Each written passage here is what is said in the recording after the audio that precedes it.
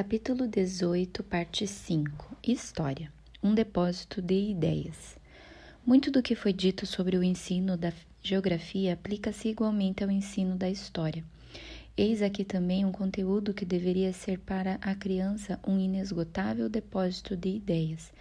Deveria enriquecer as câmaras de sua bela casa com 1000 quadros artísticos, emocionantes e heróicos, e deveria formar nela inconscientemente princípios pelos quais pudesse, dali em diante, julgar o comportamento das nações e governar a sua própria conduta como membro de uma nação.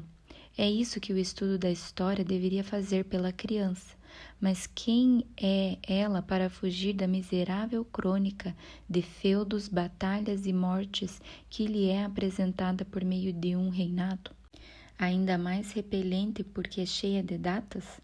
Quanto às datas, elas nunca são gravadas. A criança pode até conseguir captar as dezenas e unidades, mas os séculos certamente se perderão. E como ela poderia ser capaz de colocar os eventos certos no reinado certo, quando para ela um rei difere do outro apenas em número e um período difere do outro apenas pela data? Mas ela segue essa rota, cambaleante, lendo em seu agradável e tagarela livreto de história sobre todos os reinos de todos os reis, desde Guilherme, o Conquistador, até Guilherme IV, e de volta aos dias sombrios do domínio britânico. E com que resultado? Este, que conduzir a criança num curso de história inglesa como esse é possivelmente a maneira mais segura de distorcer o julgamento da criança e de enchê-la de noções rudes e preconceitos estreitos. E ainda mais se o seu pequeno livro didático for moral ou religioso em seu tom e se comprometer a apontar a moral justamente com o registro do fato. Sem dúvida, o ensino moral recai dentro do distrito da história, mas o pequeno volume que a criança usa não dá margem para a discussão justa e razoável em que devem se basear as decisões morais de um indivíduo. Nem a criança tem idade suficiente para ser colocada na atitude de julgamento que tal decisão supõe. Resumos são prejudiciais. O erro fatal está na noção de que ela deve aprender resumos, ou uma edição infantil da história geral da Inglaterra ou de Roma, assim como deve cobrir a geografia do mundo todo. Deixe-a, pelo contrário, demorar-se agradavelmente na história de um único homem, de um curto período, até que pense os pensamentos daquele homem e se familiarize com os costumes daquele período. Embora a criança esteja lendo e pensando na vida de um único homem, ela está de fato ficando intimamente familiarizada com a história de toda uma nação, por toda uma era. Deixe que ela dedique um ano inteiro de feliz intimidade com Alfredo, o contador de verdades, com o conquistador, com Ricardo e Saladino, ou com Henrique V, o Henrique V de Shakespeare e seu exército vitorioso. Deixe que a criança conheça as grandes pessoas e as pessoas comuns, os costumes da corte e da multidão. Deixe que ela saiba o que outras nações estavam fazendo enquanto nós, em casa, estávamos fazendo isso e aquilo. Se ela chegar à conclusão de que as pessoas da outra época eram mais verdades, de coração mais dilatado e mentes mais simples do que as nossas, de que as pessoas de alguma outra terra eram, em alguma medida, melhores do que nós, ora, tanto melhor para ela. Livros de histórias escritos para crianças. No que diz respeito a este ensino inteligente da história, evite, em primeiro lugar, quase todos os livros de história escritos expressamente para crianças, e, em segundo lugar, todos os compêndios, resumos e sínteses de qualquer tipo. Quanto às sínteses, considerando qual é o papel adequado que o estudo da história deve desempenhar na educação da criança, nada pode ser dito a seu favor. E quanto aos chamados livros infantis, os filhos de pais instruídos são capazes de compreender a história escrita com poder literário e não se sentem atraídos pela linguagem abobalhada dos livretos de história de leitura facilitada. Dadas as devidas omissões criteriosas e uma boa dose de paráfrases elaboradas pelas mães de uma forma muito natural, as crianças poderão ser conduzidas pelos primeiros volumes de uma história popular da Inglaterra, bem escrita e ilustrada, até os Tudors. No decorrer de tais leituras, será necessário questioná-las e extrair questionamentos delas, tanto para assegurar sua atenção quanto para fixar os fatos. Este é o mínimo que deve ser feito, mas melhor do que isso seria fornecer a ela uma informação mais completa e mais detalhes gráficos sobre 2 ou 3 épocas primitivas. História primitiva de uma nação mais adequada às crianças. A história primitiva de uma nação é muito mais adequada do que os registros posteriores para os estudos das crianças, porque a história se move em algumas poucas linhas amplas e simples, enquanto a sociedade estatizada, desde que existe, não passa de esforços de uma mente engenhosa para lidar com as circunstâncias. O Sr. Freeman elaborou uma interessante história inglesa para crianças, mas não é a melhor. De forma geral, levá-las direto ao manancial quando possível.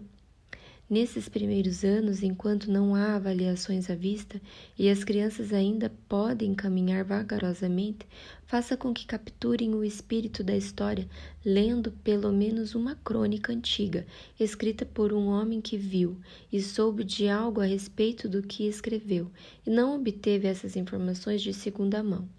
É mais fácil e mais agradável ler tais livros antigos do que a maioria das obras modernas sobre história, visto que os autores antigos conhecem muito pouco da dignidade da história, de forma que fazem agradáveis voltas, como o riacho de uma floresta.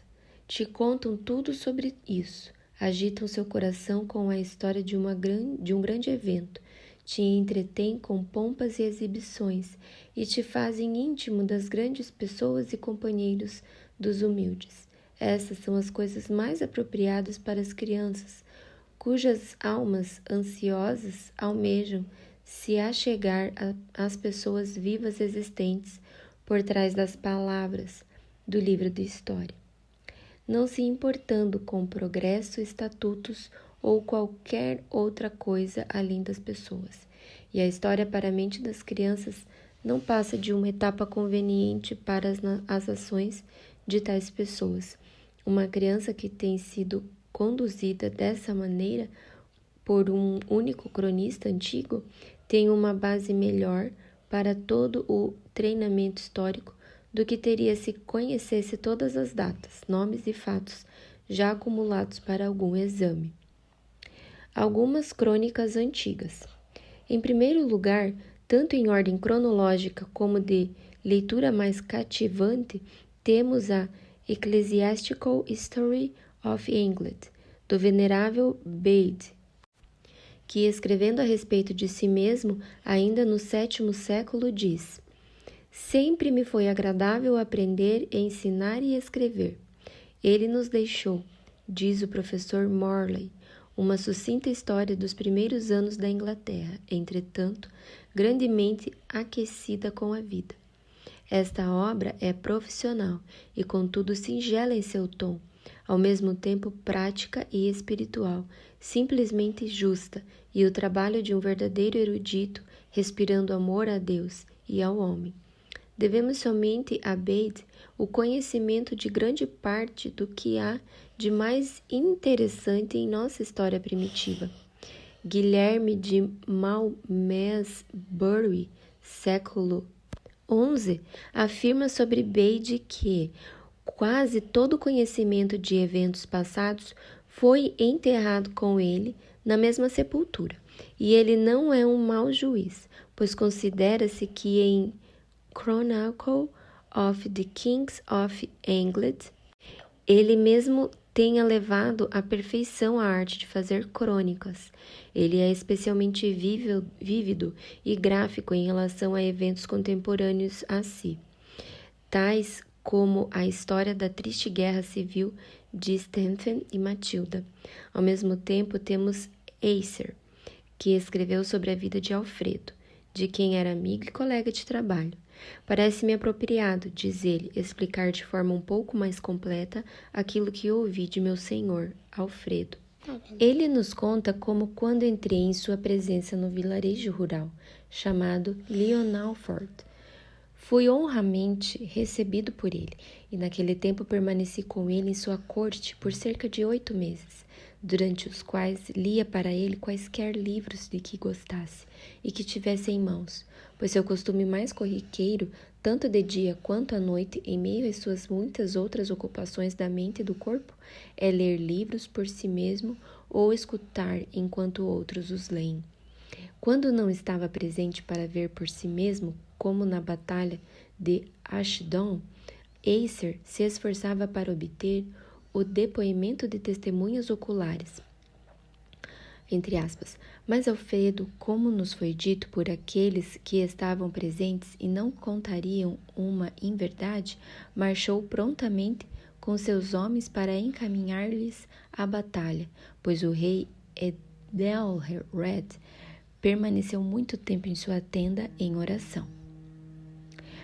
Além destes, há também as Chronicles of the Crusades, com narrativas contemporâneas das cruzadas de Richard Corning de Lyon, escrita por Richard de Davids, de Geography de Vincennes, e da cruzada de São Luís, escrita pelo Lord John de Joinville. É desnecessário estender a lista.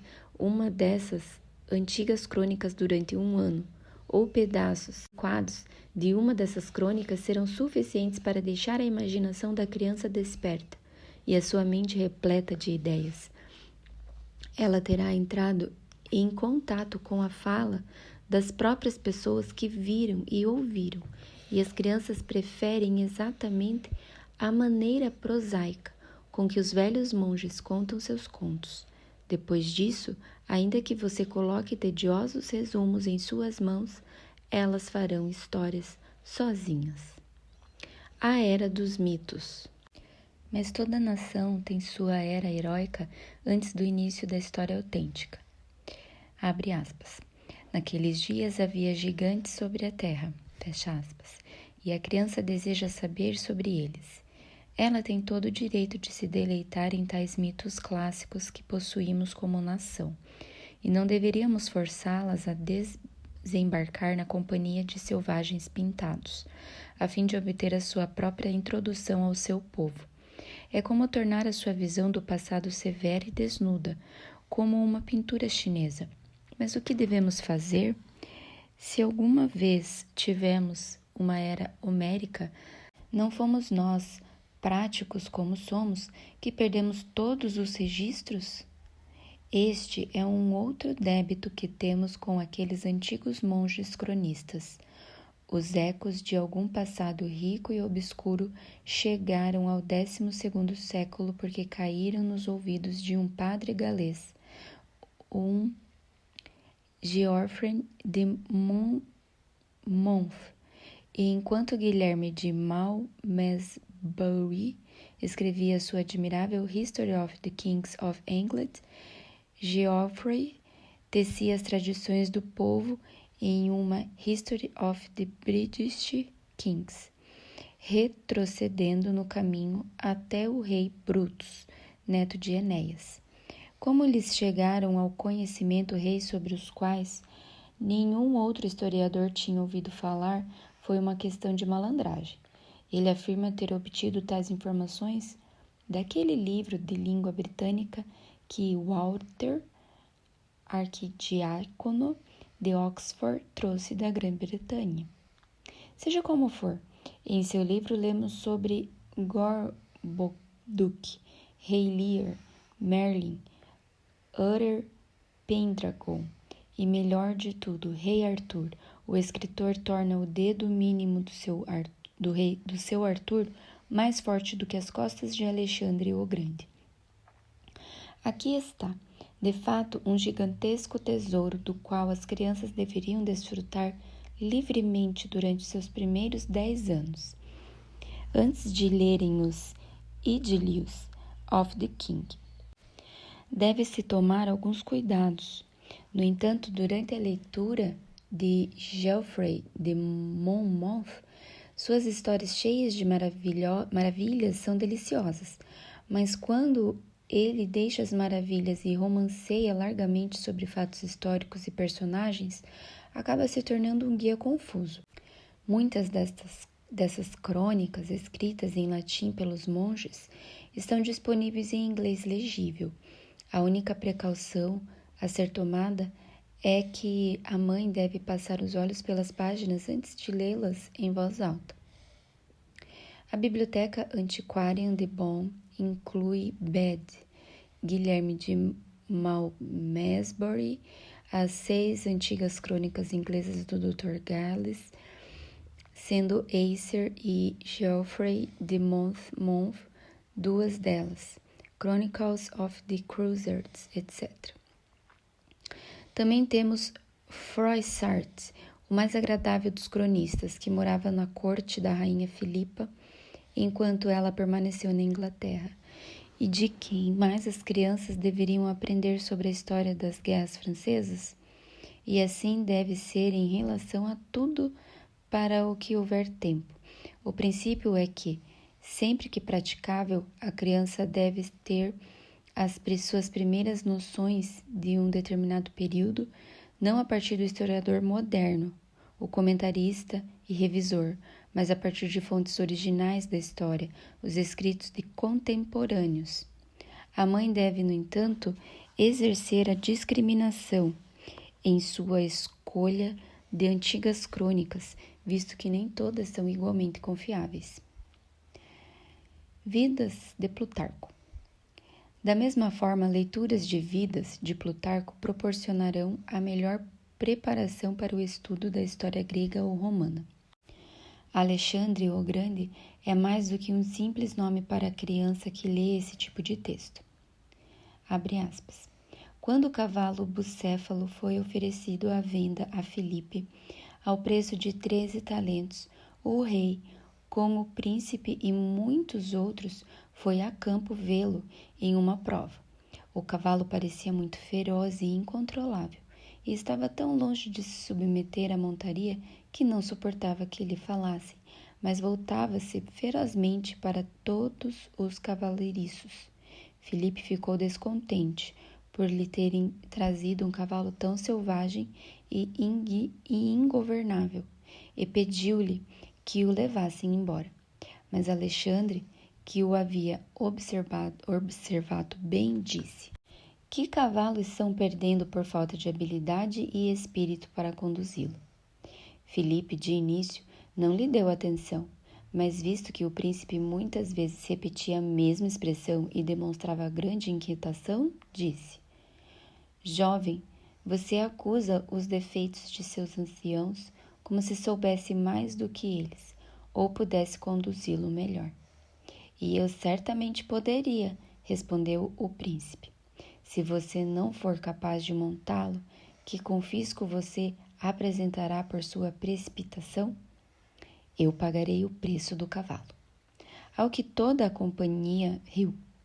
Mas tendo o rei e o príncipe concordado quanto ao confisco, Alexandre correu em direção ao cavalo e, segurando o freio, virou-se para o sol, pois ele havia observado, ao que parece, que a sombra que se projetava diante do cavalo e se movia continuamente à medida em que ele se movia, perturbava-o grandemente, enquanto sua ferocidade e fúria duravam. Ele continuou falando baixinho e acariciando o cavalo até que gentilmente deixou cair o seu manto, pulou calmamente sobre suas costas e sentou-se com segurança. Em seguida, sem puxar as rédeas com muita força, ou usar chicote ou esporão, ele fez o cavalo trotar. Logo que percebeu que o desconforto do cavalo diminuía e que ele queria apenas correr, Alexandre o pôs a galope, guiando-o com a voz e a espora. A princípio, Filipe e toda a sua corte ficou grandemente angustiada por ele, e todos guardavam profundo silêncio. Mas quando o príncipe deu a volta e trouxe o cavalo em segurança, todos o receberam com altas exclamações, exceto seu pai, que chorou de alegria e, beijando-o, disse: Procure outro reino, meu filho, que seja digno de suas habilidades, pois a Macedônia é pequena demais para ti. Aqui, novamente, na inigualável tradução do Norte, obtemos o tipo de vívida apresentação gráfica que torna a história tão real para a criança quanto as aventuras de Robinson Crusoe. Resumindo, saber tanto quanto possível, ainda que seja sobre um curto período, é muito melhor para as crianças do que conhecer os resumos de história como um todo. E, em segundo lugar, as crianças são bastante capazes de captar ideias inteligentes em linguagem inteligente e, de modo algum, devem ser excluídas de melhores escritos sobre o período que estão estudando. Livros de história. Não é nada fácil escolher os livros de história certos para as crianças. Como vimos, meros resumos de fatos devem ser evitados, e precisamos ser igualmente cuidadosos para evitar generalizações. A função natural da mente nos primeiros anos de vida é acumular material do conhecimento exatamente com vistas a esse trabalho de generalização, que é próprio da mente adulta. Um trabalho a que todos nós devemos dar continuidade em alguma medida e de forma autônoma. Nossas mentes, entretanto, são tão mal equipadas que aceitamos as conclusões que nos são apresentadas sem objeção. Mas podemos, em alguma medida, evitar dar às crianças opiniões recortadas e dissecadas durante suas lições de história enquanto ainda são jovens. Elas desejam detalhes gráficos concernentes a eventos e pessoas, sobre os quais a imaginação possa trabalhar, e as opiniões tendem a se formar lenta e gradativamente à medida em que o conhecimento cresce. O Sr. York Powell, talvez mais do que outros, encontrou aquilo que tenho em vista como o ensino exato para as crianças pequenas. O prefácio de Old Stories from British History, ele diz, abre aspas, o escritor escolheu tais histórias de acordo com o que pensou que poderia entreter e agradar seus leitores e dar-lhes ao mesmo tempo algum conhecimento das vidas e pensamentos de seus antepassados. Para este fim, ele não escreveu somente sobre pessoas em destaque, reis, rainhas e generais, mas também sobre pessoas e crianças comuns, e sobre pássaros e animais também. Fecha aspas. E aprendemos a história do rei Lear e de Cuchulainn, e do rei Canuto, e do poeta Otter, de Havelock e Uba, e muitas outras histórias corajosas e gloriosas. De fato, o Sr. York Powell nos dá uma perfeita coleção de tesouros em seus 2 pequenos volumes de Old Stories e Skitters from British History, os quais são excelentes para nosso propósito, porque as crianças podem lê-las por si mesmas tão logo sejam capazes de ler seus próprios livros. Essas histórias escritas em bom e simples inglês e com certo charme de estilo se prestam admiravelmente à narração. De fato, é muito interessante ouvir crianças de 7 ou 8 anos contando uma longa história sem perder qualquer detalhe, colocando cada evento em sua ordem concreta. Essas narrações nunca são uma reprodução servil da história original. A individualidade de uma criança atua naquilo que ela gosta, e a história vem de seus lábios não exatamente como o autor conta, mas com um certo espírito e colorido que expressam o narrador. A propósito, é muito importante que as crianças possam narrar à sua maneira. não devendo ser corrigidas ou ajudadas com palavras e expressões do texto. Uma narração deve ser original, visto que parte da criança, isto é, a sua própria mente deve agir sobre o conteúdo recebido. Narrações reproduzidas por meio de meras façanhas da memória são completamente sem valor. Já falei do tipo de crônicas antigas sobre as quais as crianças devem ser nutridas, mas estas são muitas vezes difusas demais para oferecer um bom conteúdo para a narração, e é bom ter contos curtos que sejam apropriados para esse propósito. Gostaria de mencionar outros 2 pequenos volumes com os quais as crianças se encantam, alimentando sentimentos patrióticos e estabelecendo uma ampla base para o conhecimento histórico. Refiro-me a Tales from St. Paul's e Tales from Westminster Abbey, da senhora Freeway Lords. É belo e delicioso trazer tantas informações sobre a abadia ou sobre São Paulo às crianças, por meio desses contos, e deixar que elas identifiquem por si mesmas os lugares consagrados a seus heróis. Elas sabem tanta coisa e estão tão cheias de interesse vívido que seus superiores se mantêm instruídos e inspirados. Há, sem dúvida, milhares de contos e relatos históricos para as crianças, em alguns deles, como Prisoner of the Tower, da senhorita Brooke Hunt, são muito bons, mas é necessário que a mãe se mantenha atenta.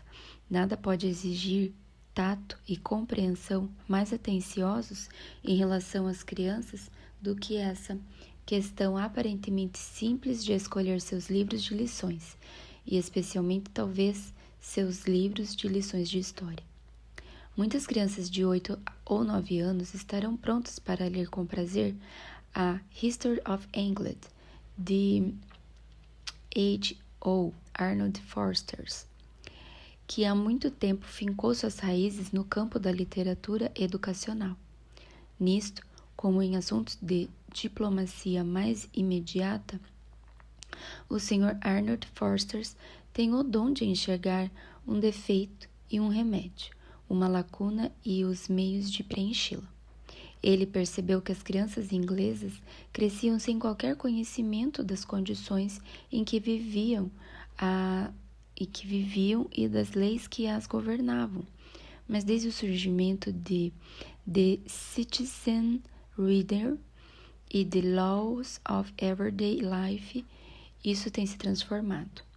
The History of England, ou como as crianças a chamam History, tirando o fato de que há ali muitas outras histórias, além da história da Inglaterra, tem sido apresentada aos jovens como resumos de datas e fatos, ou como coleções de histórias românticas, com pouca coerência e ainda menos efeito sobre as fortunas do país.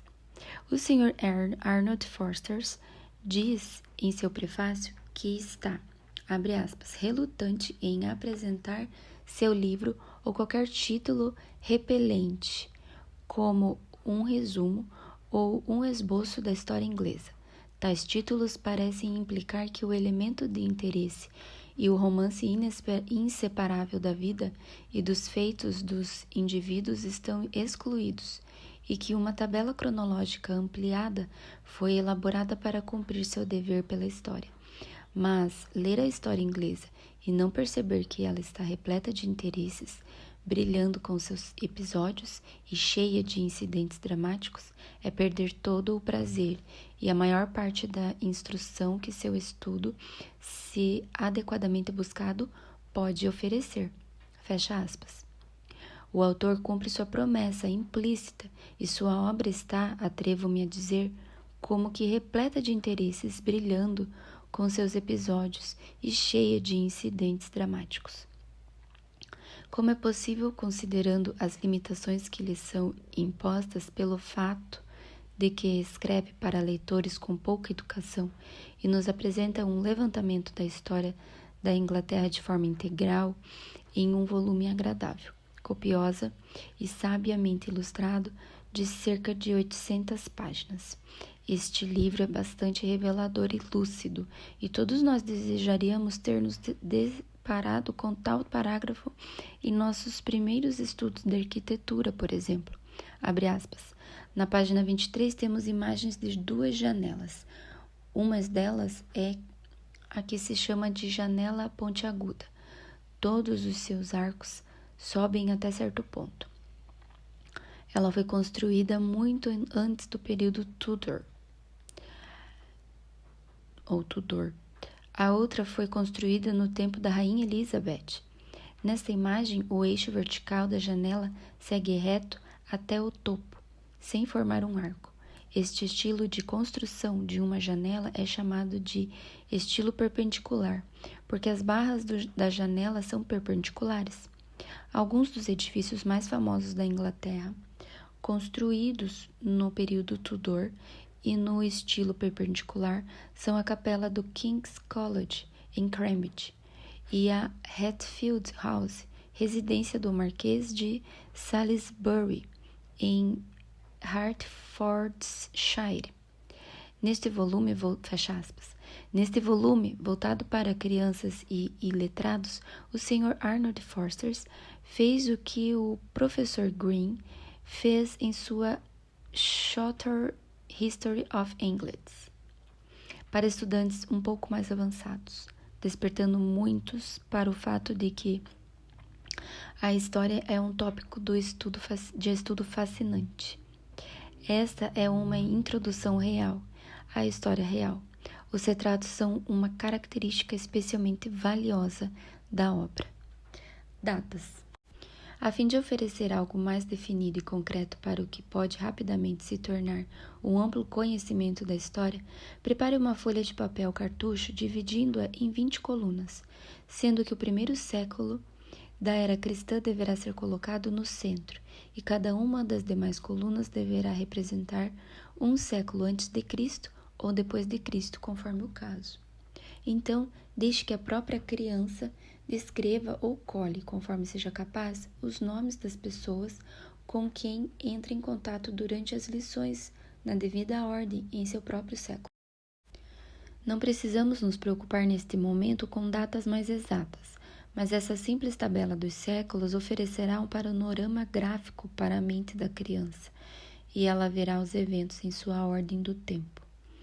As ilustrações feitas pelas crianças.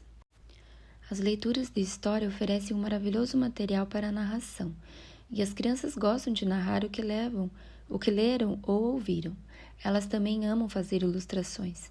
Crianças que haviam lido Júlio César e também Vidas de Plutarco foram convidadas a fazer uma ilustração de uma cena favorita, e os resultados mostraram que as pequenas pessoas possuem um extraordinário poder de visualizar.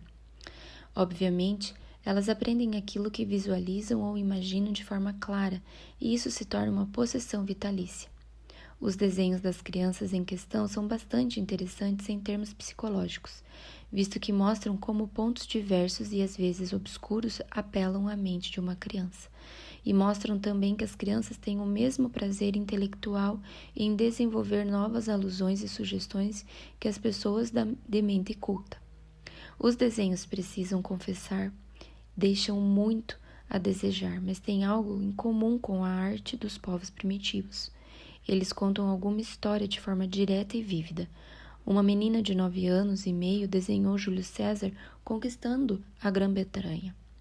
Ele está guiando uma carruagem cheia de foices em uma toga azul, e pedaços de céu azul aqui e ali dão a cor complementar.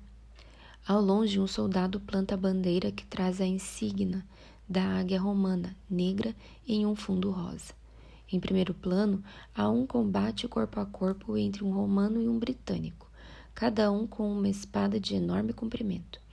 Outros personagens estão dispostos de uma forma variada. Outra criança desenhou Antônio, fazendo seu discurso após a morte de César. Essa garota, que já era mais velha, ilustrou a arquitetura. Você observa a cena através de um arco que leva a uma rua lateral, e em primeiro plano Antônio está em uma plataforma no topo de uma escada de mármore. A atitude de Antônio expressa indignação e desprezo. Abaixo há uma multidão de romanos vestindo toga, cujas atitudes mostram vários tons de agonia e desânimo. Ao fundo, o servo de Antônio, uniformizado, segura o cavalo de seu amo, e na plataforma atrás de Antônio jaz César, coberto com o manto real. O principal valor do desenho enquanto desenho é que ele conta a história. Outra garota desenhou Calpurnia, implorando a César que não fosse ao Senado.